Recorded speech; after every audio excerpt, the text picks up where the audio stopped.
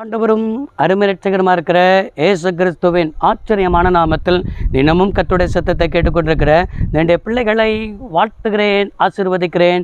நீங்கள் ஆசீர்வதிக்கப்பட்டவர்கள். இந்த நாளிலும் கூட கர்த்தர் உங்களை பார்த்து சொல்கிற ஒரு வார்த்தை, உனக்கு சொன்ன வார்த்தையை தீவிரமாய் நிறைவேற்றுவார். நம்முடைய ஆண்டவர் சொன்ன வார்த்தை நமக்குத்தான் மறந்திருக்கலாம், நாட்களாகலாம், மாதங்களும் ஆகலாம், வருடங்களும் ஆகலாம். ஆனால் அவர் சொன்ன வார்த்தையை தீவிரமாய் நிறைவேற்றுவேன் என்பதாக தான் ஆண்டவர் வாக்கு பண்ணுகிறார்.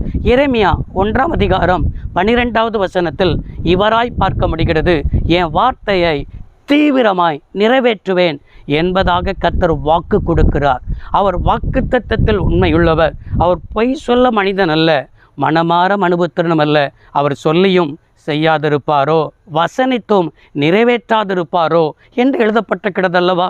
நம்முடைய தேவன் எப்படிப்பட்டவர் என்றால் பொய்யுரையாத தேவன்.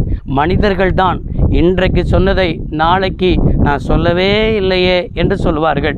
மனிதர்கள் ஒவ்வொரு நாளும் ஒவ்வொரு விதமாய் பேசுவார்கள்.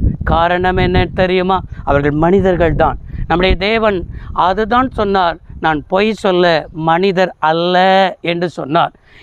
இந்த உலகத்தில் எத்தனை மனிதர்களை நம்ம பார்த்திருக்கிறோம், எத்தனை மனிதர்களால் ஏமாற்றப்பட்டிருக்கிறோம், எத்தனை மனிதர்கள் மாற்றி மாற்றி பேசி இவர்களை இவ்வளவு நம்பினேனே, இப்படி சொல்லுவார்கள் என்று சொல்லி நான் என்ன செய்யலை, நினச்சி கூட பார்க்கலையே, இவ்வளவு மலை போல நம்பினவர்களெல்லாம் என்னை கைவிட்டு விட்டார்களே என்று சொல்லி சில மனிதர்களை நினைத்தே சோர்ந்து போகிறோம், சில மனிதர்களை நினைத்தே வேதனைப்படுகிறோம், சில மனிதர்களை நினைத்தே கவலைப்படுகிறோம். இப்படி ஏதோ ஒரு சில மனிதர்கள் நிமித்தம் நீங்கள் உங்களுடைய வாழ்க்கையில் ஏமாற்றம் அடைந்திருக்கிறீர்கள் அல்லவா.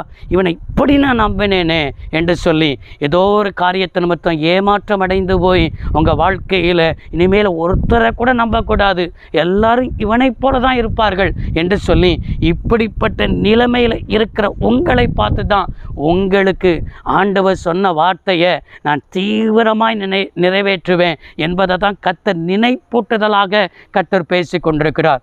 அது நம்முடைய வாழ்க்கையில் காலங்கள் செல்ல செல்ல செல்ல அது சில சோர்வுகள் வரும், காலங்கள் செல்ல செல்ல முறுமுறுப்புகள் வரும், காலங்கள் செல்ல செல்ல ஆண்டவர் சொன்னாரே என் வாழ்க்கையில் செய்யலையே, அவர் சொன்ன வார்த்தை என் வாழ்க்கையில் நிறைவேறலையே என்று சொல்லி நீங்கள் நினைக்கலாம். நீங்கள் அதை கூட மறந்து போய் இருக்கலாம், அது இனிமேல் என்ன நடக்க போகுது என்று சொல்லி நினைக்கலாம். ஆனால் இன்றைக்கு ஆண்டவர் சொல்கிறார், உங்கள் வாழ்க்கையில் எதை சொன்னாரோ அதை நான் தீவிரமாக நிறைவேற்ற போகிறேன், இன்றைக்கு நிறைவேற்ற போகிறேன். இப்போ இந்த வார்த்தையை கேட்டுக்கொண்டிருக்கும் போதே உனக்கென்று சொல்லி கர்த்தர் பேசினார்.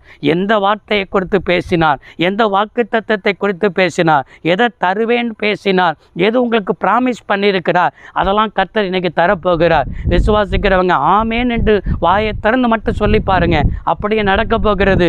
வார்த்தையை விசுவாசிப்போம். எரேமியா 1:12 படியே அற்புதம் நடக்க போகிறது. ஜெபிப்போம். சர்வ வல்லமையுள்ள தெய்வமே, அருமை தகப்பனே, இந்த வார்த்தையை கேட்ட பிள்ளைகள் என் வார்த்தையை தீவிரமாய் நிறைவேற்றுவேன் சொன்னீரே, அப்படியே நிறைவேற்றும் நாமத்தை மகிமைப்படுத்தும். இயேசு இரட்சகர் நாமத்தில் பிதாவே, ஆமேன். கர்த்தர் ஆசீர்வதிப்பார். God bless you all.